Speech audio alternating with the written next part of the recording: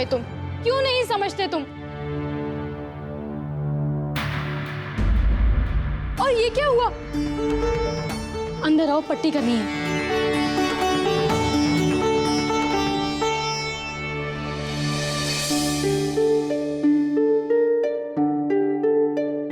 ये क्या किया?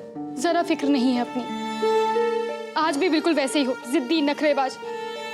जिस तरह मुझे तकलीफ में देखकर तुम्हें तकलीफ होती है, उसी तरह तुम्हारा दर्द देखकर मुझे भी पीड़ा होती है। दर्द समझते हो तो मजबूरी क्यों नहीं? एक विधवा की जिंदगी में फिर से रंग नहीं भरे जा सकते। दोस्त हो मेरे, तो क्यों मेरे लिए मुश्किलें इकट्ठा कर रहे हो? भूल चुकी हूं मैं तुम्हें, तुम्हारे प्यार को। जीना सीख लिया है मैंने तुम्हारे बिना, तो क्यों वापस आए हो?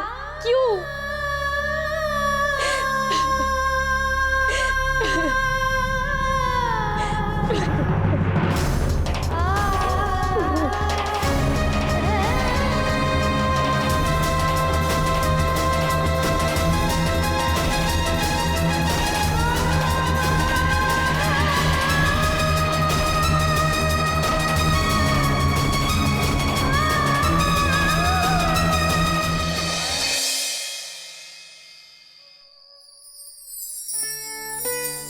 मजा आया? अच्छा हुआ घूम आए, लेकिन तुम सबके बिना घर एकदम सुना हो गया था। अरे वो रहने दीजिए भाभी साहब, काम की बात पूछने दीजिए। जो काम करने गए थे वो करके आए या नहीं?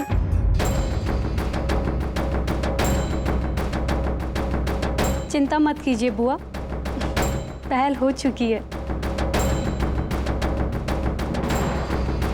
आप बस नतीजे का इंतजार कीजिए।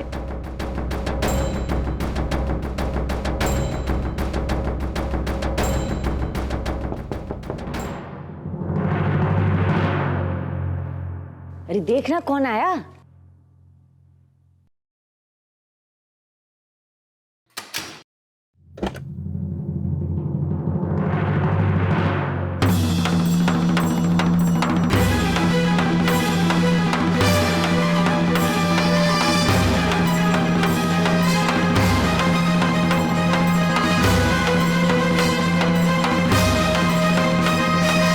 भैया भाभी आप आ गए? कैसा रहा हनीमून?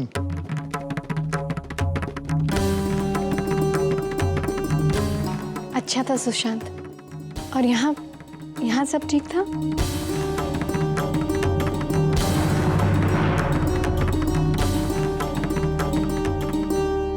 वो भाभी आप यहाँ पर नहीं थी ना, अब आप आ गई हैं तो सब ठीक हो जाएगा।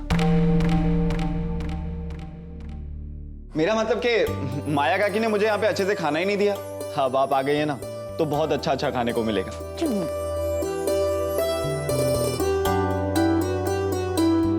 चलो बहुत बातें हो गई, बाकी बातें कल।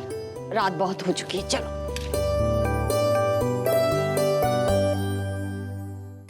हमें ऐसा क्यों लग रहा है कि हमारे यहाँ ना होते वक्त दोनों के बीच ऐसा कुछ हुआ है जो वो हमसे छुपा रहे हैं?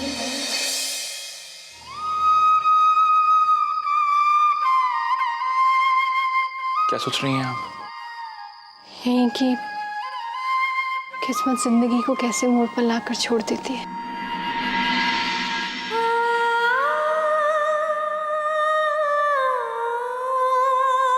हमने तो बहुत पहले ही अपना सब कुछ खो दिया था नादी जी। वो आप थे जिन्होंने हमें रास्ता दिखाया। आपके परिवार ने हमें जीने की वजह दी। एक पराया होकर भी आपने हमारे दर्द को समझा। नादी जी, हर लड़की का एक सपना होता है, शादी का सपना, अपने पति का सपना, और उसी दुनिया में खोई रहती है जिस दुनिया में उसे अपने पति का प्यार मिले। हमारा भी सपना पूरा हुआ। हमारी भी शादी शौर्या जी से हुई, पर हमारे हिस्से का प्यार हमारे हिस्से का प्यार भवरी को मिला, हमारी परवाह आपने की, हमारा ध्यान, अपनेपन का एहसास, अपनों का प्यार सब हमें आपसे मिला। सही कहा था उन्होंने जो हमें मंदिर में मिली थी। दोस्त, दुश्मन, अपने पराए सब हमारे आसपास ही होते हैं। उन्हें पहचानना हम पर निर्भर होता है। कई बार जिनसे बिछड़ने का अफसोस हमें होता है, वो हमारे अपने होते ही नहीं। जिन्हें देखकर भी हम अनदेखा कर देते हैं, वही हमारे सबसे अपने होते हैं। अनादि जी, भगवान हमें हर वक्त इशारा करते हैं। शायद हमारी जिंदगी में आपकी अहमियत दिखाने के लिए भगवान ने यही रास्ता चुना। शायद ये प्यार हो जिसे समझने में हमें इतना समय लगा।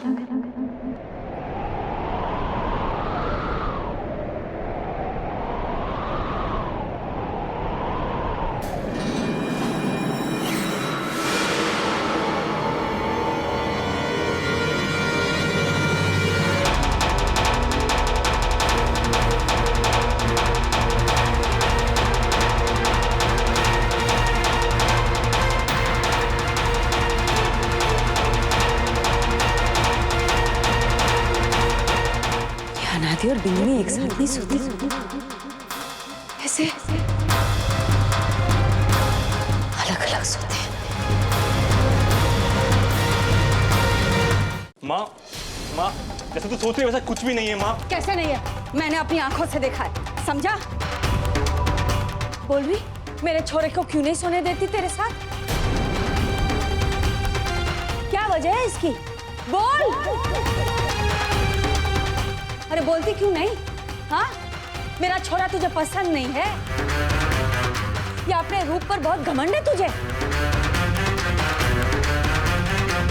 और तू तो मुझे कहती थी पहल हो चुकी है, बस अब अंजाम का इंतजार कीजिए। काहे की पहल और काहे का इंतजार? हाँ, खा खाएगा वारिस जब दोनों अलग अलग सोते हैं।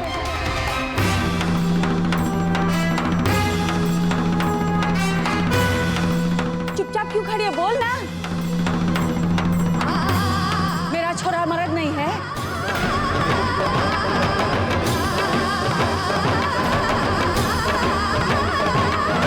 क्या बच्चा जनने की ताकत नहीं है उसमें? माँ तू होश में तो है? कुछ भी बोले जा रही है, जरा सबका ख्याल तो कर और बीनी को बोलने का मौका तो दो। माँ,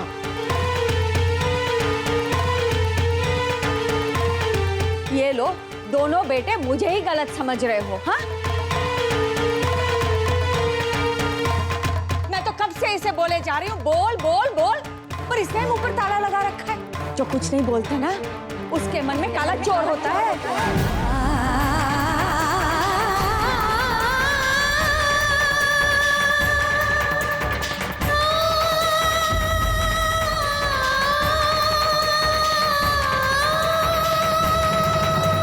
बोलना, बोलती क्यों नहीं? क्या कमी है मेरे छोरे में? हाँ, तुझे छुएगा तो तू मैली हो जाएगी, तेरा रंग काला पड़ जाएगा।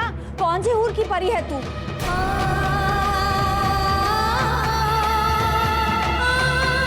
कोई और मर्द भाता है तने?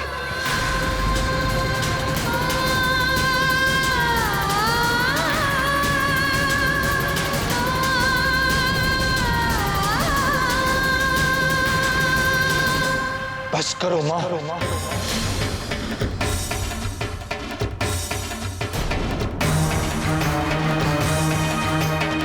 ये चुप है, इसका फायदा उठा रही हैं आप, हद पार कर रही हैं आप। तू मुझे अपनी हद बताएगा? तू, हाँ, जिसे मैंने जाना है। यही तो कह रहा है वो, जो मन में आ रहा बकी जा रही हो।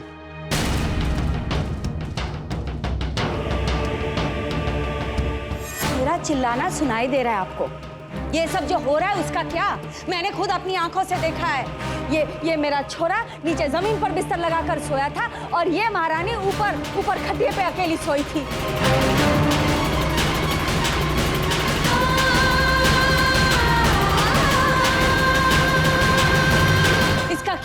मतलब मैं निकालूं, आप ही बताइए। इसे अपना रूप का घमंड है, इसलिए मेरे बुद्धू बेटे का फायदा उठा रही है। बस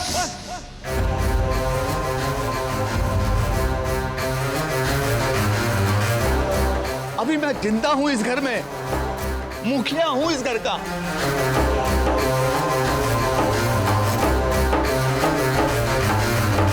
आज के बाद जो भी बात करनी होगी मैं करूंगा और तुम चुप रहोगी बस।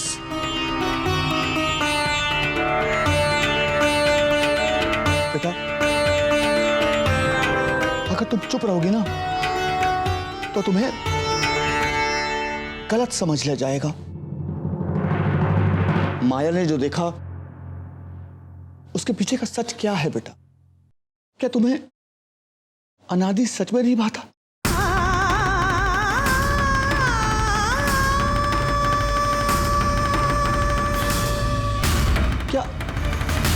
क्या तुम्हें इस शादी से परेशानी है बेटा? सच बताओ बेटा।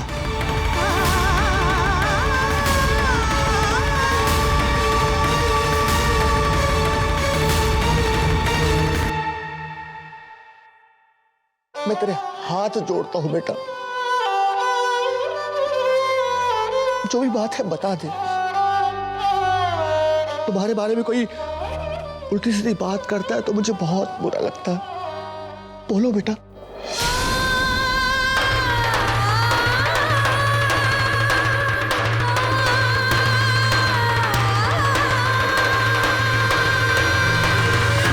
बाबू, बाबू सा, भाभी सा, भाभी सा, कारण पता चल गया।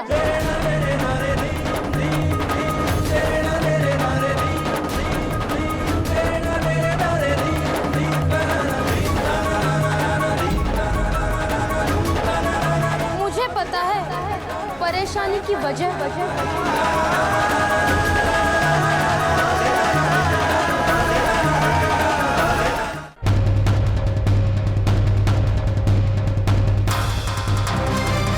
अरे भाभी साहब, आप ही ने तो भेजा था ना मुझे गुरु माई के पास। मैं सब पता करके आई हूँ। हाँ, ये अनादि और उसकी बिन्नी का ब्याह 31 मार्च 2010 को हुआ था। हाँ, वो दिन तिथि और नक्षत्र के अनुसार शुभ नहीं था, ब्याह के लिए तो बिल्कुल नहीं। हाँ,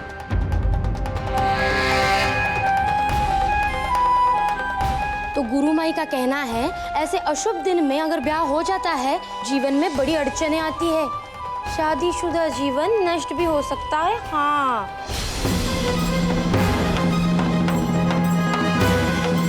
अरे ये सब पूरे नक्षत्रों का प्रभाव है।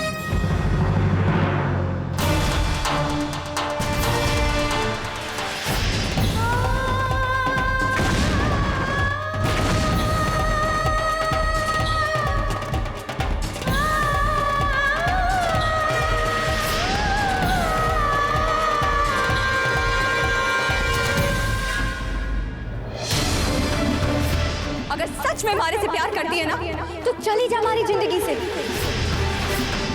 और भगवान के लिए लौट कर कभी वापस मत आना। मैथिली जी, मैं प्यार करने लगा हूं आपसे। इसीलिए तो शादी के दूसरे दिन ही इन लोगों का वो ट्रेन का एक्सीडेंट हो गया था।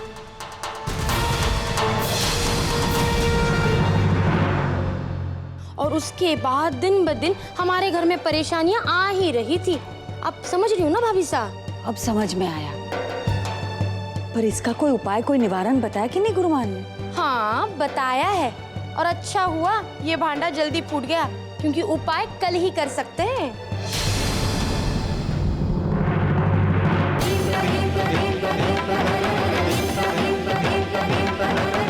कल आखा तीज है। शादीशुदा जीवन का प्रारंभ करने के लिए कल का मुहूर्त अबूझ होता है, बड़ा पवित्र दिन होता है।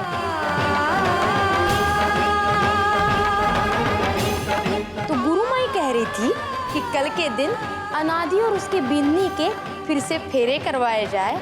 अगर फिर से उन्हें ब्याह के बंधन में बांधा जाए तो सारी अड़चनें हल हो जाएंगी।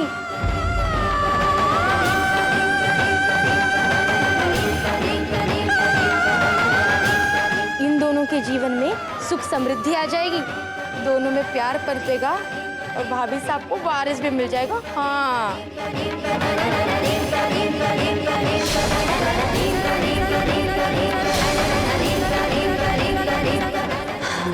ये ठीक रहेगा। कल अखातीज है, तेरी और बिंदड़ी की शादी फिर से करा देते हैं हम सबके सामने।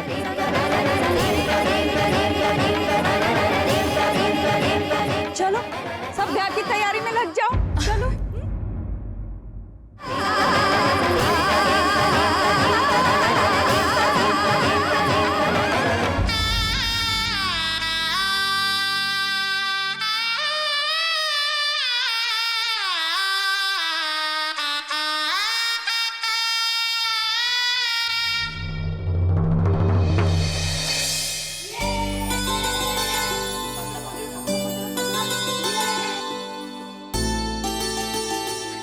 आ गए तुम लोग? हाँ, अभी तक तैयारियां हुई नहीं? जल्दी करो, पंडित जी आते ही होंगे। तुम कहाँ जा रहे हो? अरे उधर नहीं, बाहर हलवाई के पास लेके जाओ। जाओ जाओ जाओ। लो, ये लो, जल्दी सजा दो, चलो। अरे अब तो तुम्हारे मन की हो रही है तो क्यों गला फाड़ रही हो भाई? हैं? अरे तुम्हारी अपनी आंखों के सामने तुम्हारे लाडले बेटे की शादी हो रही है। और नहीं तो क्या, पूरे गांव को बुलाया मैंने। तुमने बहू के घर वालों को न्योता दिया? ये तो भूल ही गई। अरे इसमें करना क्या है? जाओ बहू के पास और जाकर बोलो कि वो फोन लगा कर दे अपने मायके वालों को। अरे जालोर से माउंट आबू 2 घंटे का रास्ता है। जब तक वो लोग यहाँ आएंगे तब तक सारी तैयारी भी हो चुकी होंगी। ठीक है शंकर, तू ये सब देख। अरे मैथिली, वैसे तुम्हारे बाबू सा और मासा आ रहे हैं ना शादी में? अरे उन्हें भी यही होना चाहिए, है ना?